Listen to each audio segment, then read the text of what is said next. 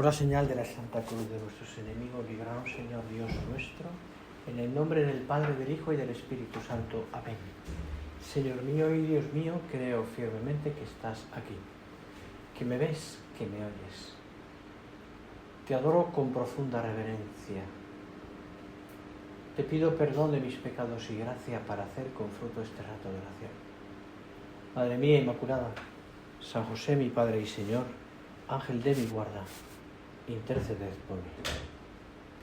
Siguiendo con las parábolas que hablábamos esta mañana, toca ahora que en esta segunda meditación y última, que meditemos un poquito sobre la parábola del grano de mostaza y la levadura.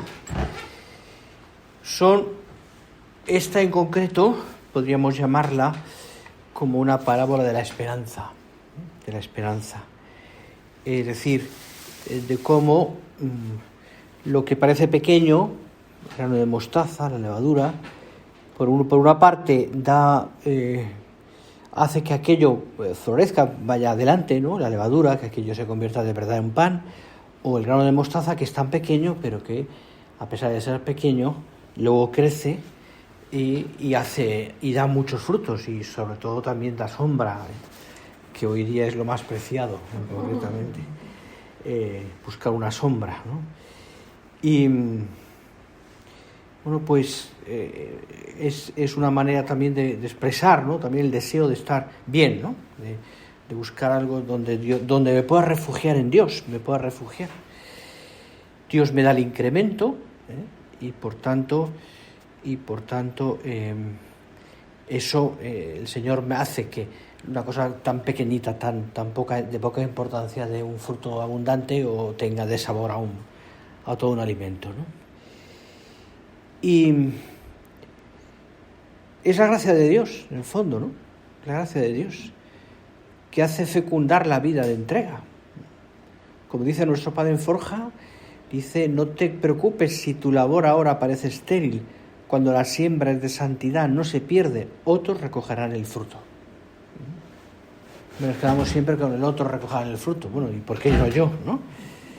Pero es verdad, o sea, es decir, ¿por qué? Porque la siembra no es de frutos, la siembra es de santidad. Es de santidad.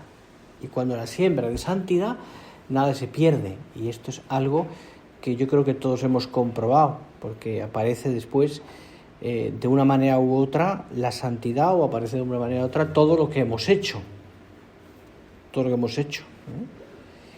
Y si no, pues preguntarlo en tantos sitios, en tantos países donde la obra apostólica no es que cueste, es que es tremendamente, podemos decir así, estéril, ¿no? Cuesta ver los frutos, pasar los años y sin embargo ahí está, ¿eh? Y la gente que en todas las instituciones de la Iglesia pues ha ido dejándose la vida poco a poco y para transmitir lo que el Señor nos pidió, ¿eh?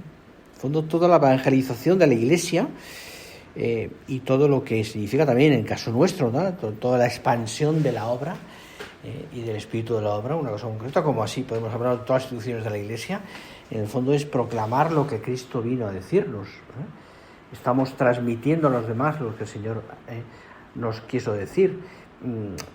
Eso tiene sus frutos cuando Dios quiere, pero el Señor no busca que demos fruto, el Señor busca que seamos levadura, que sembremos santidad. Esa es la palabra. Que sembremos santidad.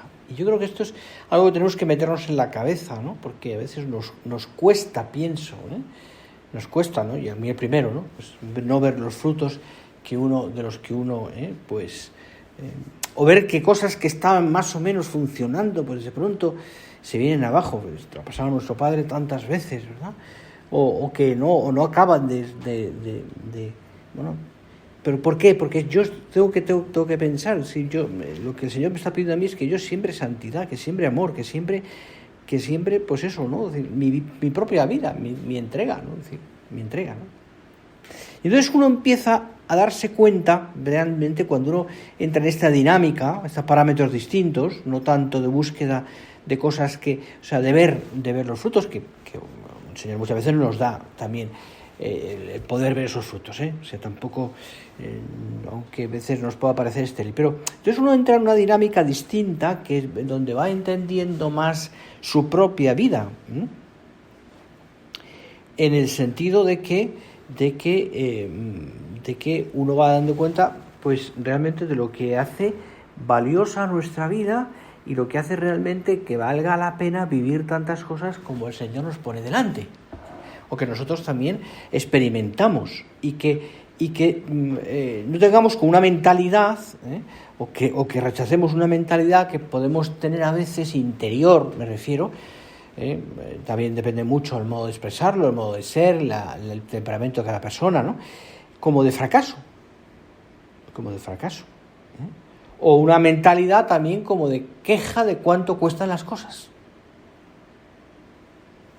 cómo cuesta sacar adelante las cosas, una especie como de queja, de ir arrastrándonos, ¿no? A veces, ¿no? Como se suele decir en esta tierra, ir a la marcheta, ¿no? Pues vamos tirando. Mira, la experiencia que todos tenemos del fracaso, de la incapacidad, incluso fijaros del desprestigio, si queréis. No solamente en un mundo laboral, que eso pues puede pasar, sino también incluso en la vida cristiana, nos puede llevar al desánimo, a un desaliento que no es bueno, porque puede acabar en la desesperanza. Y más en esta vida y en este mundo donde lo que se valora es el éxito. Lo que se valora es el éxito. Si quieres, incluso ser alguien, o al menos que nos valoren o que nos tengan en cuenta. Por eso pienso que podemos perder el sentido de darnos cuenta también del valor que tiene un fracaso.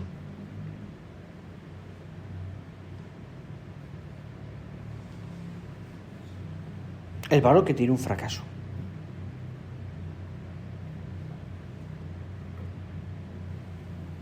Es decir, no nos importa tanto el éxito que hayamos podido tener, sino el esfuerzo que hemos hecho por hacer las cosas bien. Pero hoy eso se valora poco. Quizás antes, un revés o una derrota la resolvíamos pues con entereza. A veces hoy en muchas personas causa tristeza, incluso frustración. Ahí, en general, eso se ve en muchas, no solamente en adolescentes, sino en personas ya con ciertos años, con cierta madurez, por lo menos al menos se entendería así por los años, aunque incluso hay inmaduros de bastantes años,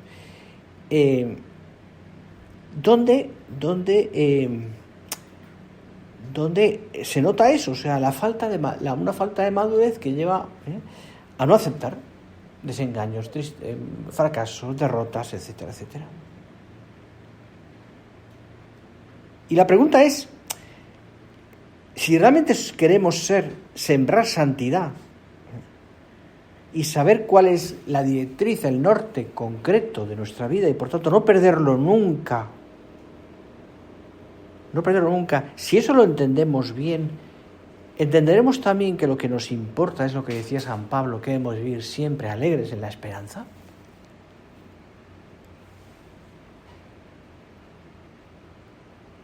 Alegres en la esperanza.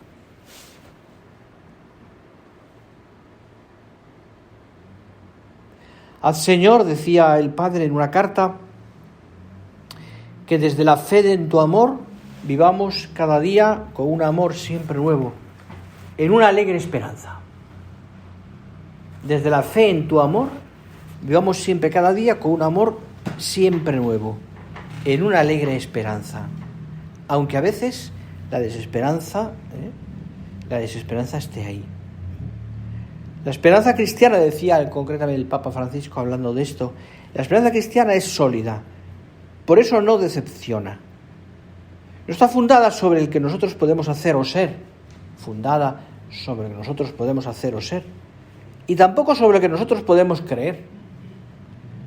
Su fundamento, es decir, el fundamento de la esperanza cristiana, es lo más fiel y seguro que existe, el amor que Dios nos tiene a cada uno de nosotros.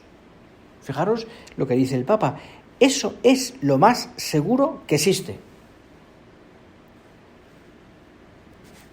Y yo ahí me tengo que agarrar, especialmente en esos momentos en los cuales me puede parecer todo tan difícil. El amor que Dios me tiene. Y acaba diciendo el Papa, es fácil decir, Dios nos ama, todos lo decimos, pero cada uno de nosotros es capaz de decir, estoy seguro de que Dios me ama. Y dice al final, no es tan fácil decirlo, pero es verdad. Claro, esto es convencimiento. Convencimiento. Estoy seguro que Dios me ama.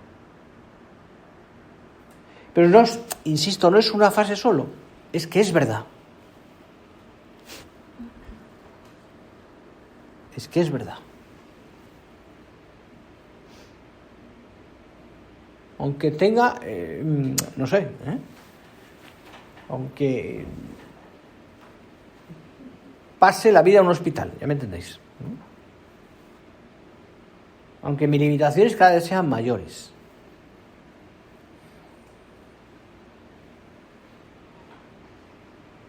Porque lo que se valora no es la utilidad, sino la santidad.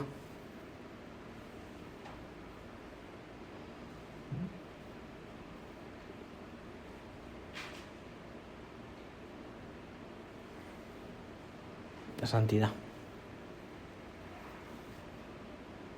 Nos cuesta, ¿eh? Ayer releía, o escuchaba más bien, esos relatos que salen ya sobre la historia de la obra, ¿no?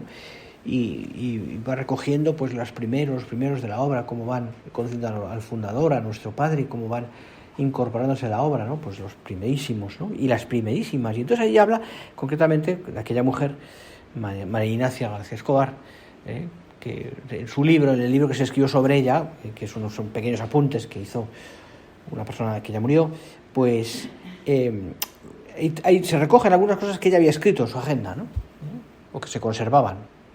Y ella habla, hay un texto muy bonito, yo no lo tengo aquí ahora, donde habla de esto precisamente, ¿no? De cómo su vida, que era estar atada a una cama en un hospital de aquella época por tener una tuberculosis que era incurable, se sentía súper útil a lo que el Señor le estaba pidiendo, que ni siquiera sabía ni cómo se llamaba, es decir, era la obra de don José María, ya está. Estamos hablando del año 29, 30, 31. Y sin embargo ella se siente útil en la obra. Pero no porque pudiera hacer muchas cosas que no podía hacer, sino porque estaba ofreciendo esa vocación suya, en concreto, de penitencia, de ofrecer su dolor. Esto que lo tenemos muy claro nosotros, cuando nos toca a nosotros, a ti y a mí, a veces nos cuesta, ¿no? Pero es que es la semilla que se entierra y que muere para que crezca. Y así ha sido siempre en la vida de la Iglesia, y así será siempre, y así ha sido siempre en la vida también de la obra.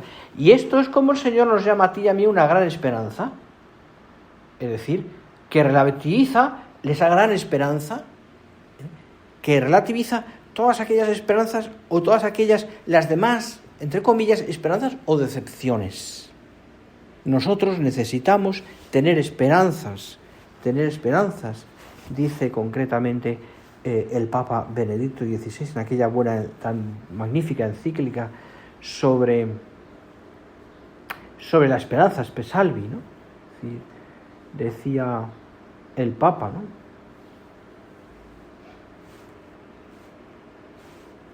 Perdona, he perdido el texto ahora. Sí. Nosotros necesitamos tener esperanzas, más grandes o más pequeñas, que día a día nos mantengan en el camino. Pero sin la gran esperanza, que ha de superar todo lo demás, aquellas no bastan. esta gran esperanza solo puede ser Dios, que abraza el universo y que nos puede proponer y dar lo que nosotros por sí solos no podemos alcanzar.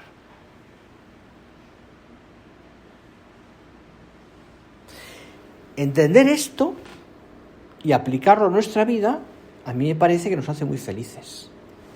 Y nos hace muy felices aunque nosotros no veamos cosas grandes, es decir, grandes éxitos. Porque nos hace ser muy felices con lo que tenemos y con lo que Dios nos da cada día y con las cosas pequeñas. Y valorar también todo lo que el Señor, las cosas que Dios te da a tu lado. Y entonces eso nos da, pienso, un espíritu lleno habitualmente de alegría y de paz.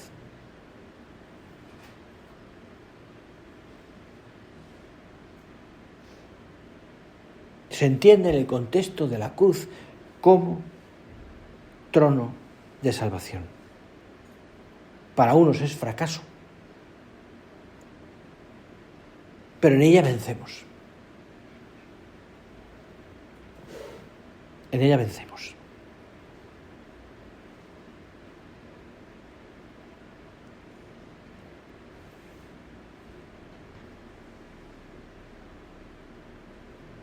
¿Te acuerdas de los dos de Emaús? Habían perdido la esperanza. Le dicen incluso al viajero que va con ellos: nosotros esperábamos,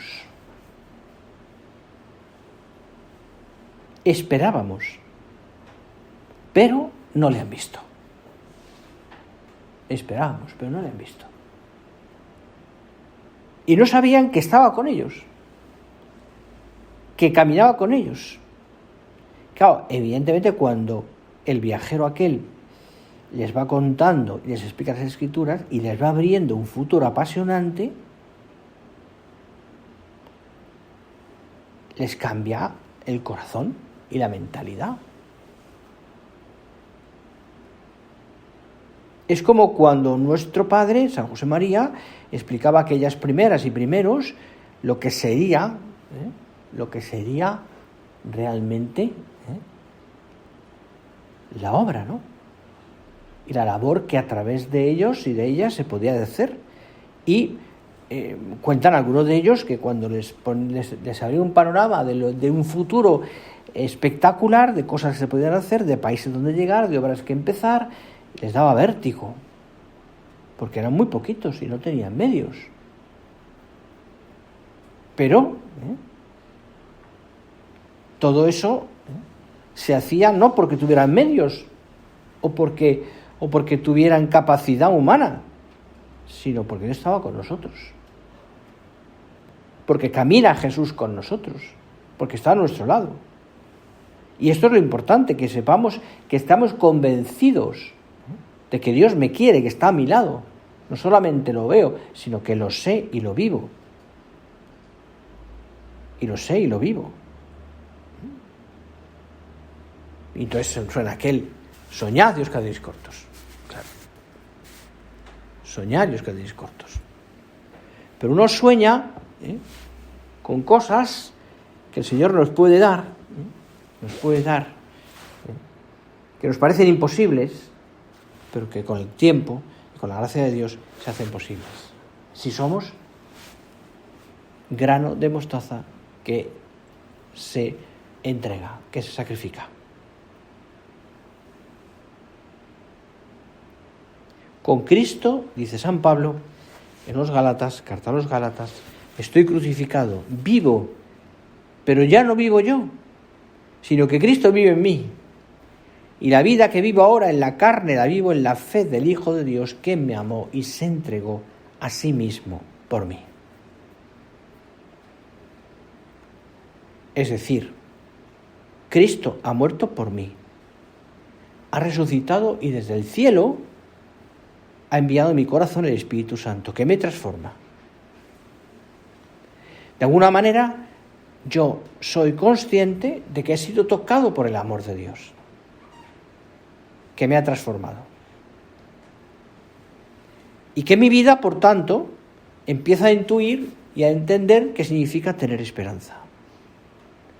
como la hemorroísa, que toca el manto del Señor, con esperanza de ser curada, como María Magdalena, como Nicodemo, como la samaritana, que se encuentran con el Señor. Y el Señor les da un nuevo modo de mirar las cosas y de mirarse a sí mismo. Y de esa nueva mirada de Dios, que nos da Dios, que está llena de esperanza, cobran sentido tantas cosas. La lucha, los fracasos, los éxitos, las cosas pequeñas, los pequeños desastres, el cansancio, el no puedo más. No te olvides. No te olvides. Tú sola no puedes. Toda por ti misma, imposible, pero estás con Dios. Te acompaña en el camino.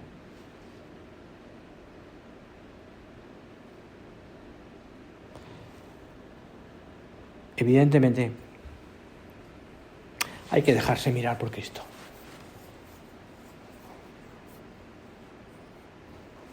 Hay que dejarse mirar por el Señor. Por ese rostro que es el rostro de la misericordia de Dios.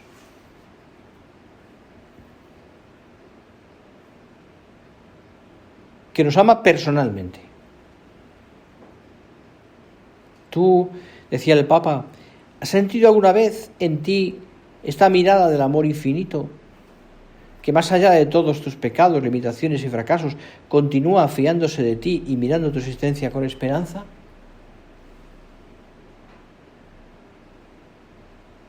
¿Eres consciente del valor que tienes ante Dios, que por amor te ha dado todo? Como enseña San Pablo, la prueba de que Dios nos ama es que murió por nosotros, cuando todavía éramos pecadores. Pero me pregunto, ¿entendemos de verdad la fuerza de estas palabras?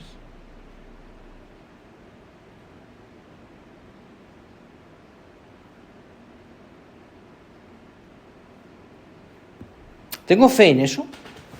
¿En que esto es posible?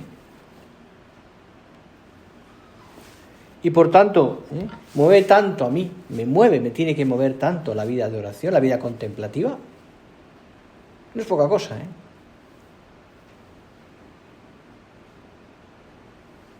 Me mueve la vida contemplativa. Es decir, soy consciente de que me tengo que dejar mirar por el Señor y por tanto amar a través de una vida contemplativa, el camino de la adoración.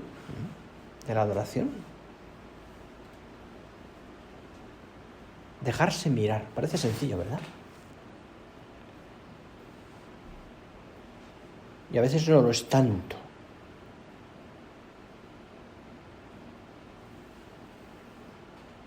Nos cuesta muchísimo. En un mundo que es hiperactivo y en un mundo que está saturado de pantallas y de estímulos exteriores. Por eso creo que es interesante y es muy bueno que pidamos al Señor el don de entrar en su silencio, donde solamente tú y yo, tú y el Señor estáis allí y tú te dejas mirar por Él. Saber que estamos en esa presencia contemplativa de Dios ya es eficaz, tremendamente eficaz. Aunque te parezca que de eso no has sacado ningún propósito. Porque si solamente buscamos propósitos, que saldrán, estamos buscando una oración utilitaria. Cuando uno contempla al Señor y se mete en ese ambiente donde se deja mirar por el Señor, acaban saliendo propósitos, por supuesto. Pero porque nos sugiere el Señor, porque te has dejado mirar por Él. ¿Por qué? Porque su mirada, porque el rostro de Cristo tiene ya por sí mismo un poder transformador impresionante, que nos hace entender las cosas no desde el punto de vista humano, sino desde el punto de vista divino. Como dice aquel salmo, pongo ante mí al Señor sin cesar, con Él a mi derecha no vacilo. Por eso se alegra mi corazón, se goza mi alma, hasta mi carne descansa en la esperanza, dice el Salmo 16.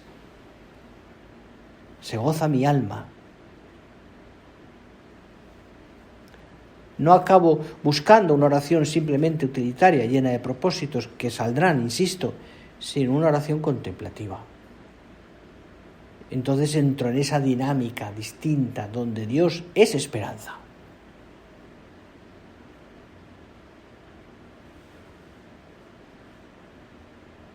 Es esperanza.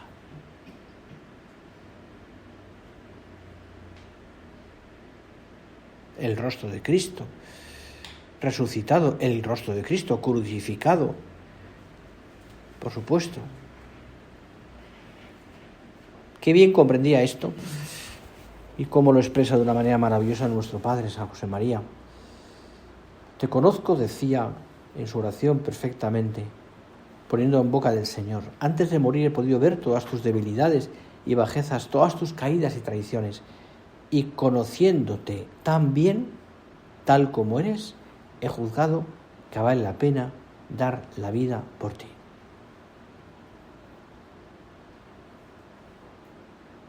Así uno entiende la esperanza. Porque si yo me conozco y veo mis debilidades y mis bajezas y mis caídas y mis traiciones, pues apaga y vámonos, ¿no?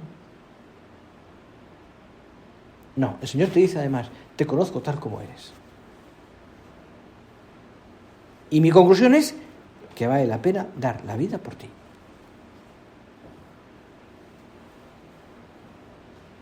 Que dar la vida por ti. Creo que esto sobra ya, con todo lo que te he dicho. Pero concluye uno muchas cosas. Que si uno sigue este camino de esperanza, evidentemente la conclusión es también que para mí vale la pena dar la vida por el Señor y por los demás. Si yo soy capaz también, por supuesto, de quitar todas esas tonterías mías que a veces me hacen perder la paz, que en el fondo son pequeños egoísmos, de valorarme demasiado a mí mismo o de pensar que... incluso a veces victimismos, perdonad que lo diga así.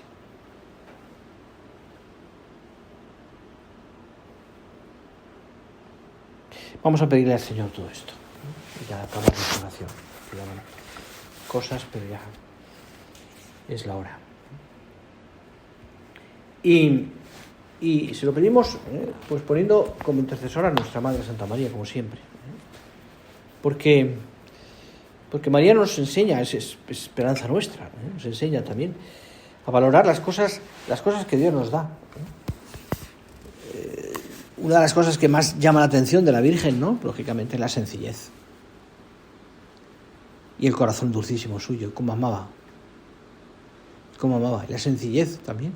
Y cómo eso lo hace grande a María. No porque ella busque los éxitos, sino porque a través de ella el Señor hace mucho. Que seamos así, que veamos al Señor ser así también, que a través nuestro, Señor, tú puedas hacer. Y tengamos el corazón siempre con esa paz que nos da sabernos amados por el Señor. Eso nos da una enorme esperanza. La esperanza del amor, la esperanza de quien sabe que vale la pena entregar su vida como el grano de mostaza, enterrarse. Y eso, al fin y al cabo, cuando Dios quiere, tiene los frutos de santidad y de apostolado que el Señor nos pide.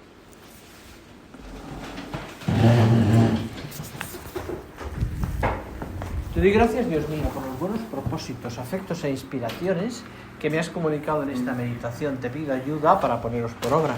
Madre mía Inmaculada, San José, mi Padre y Señor, Ángel de mi guarda, interceded por mí.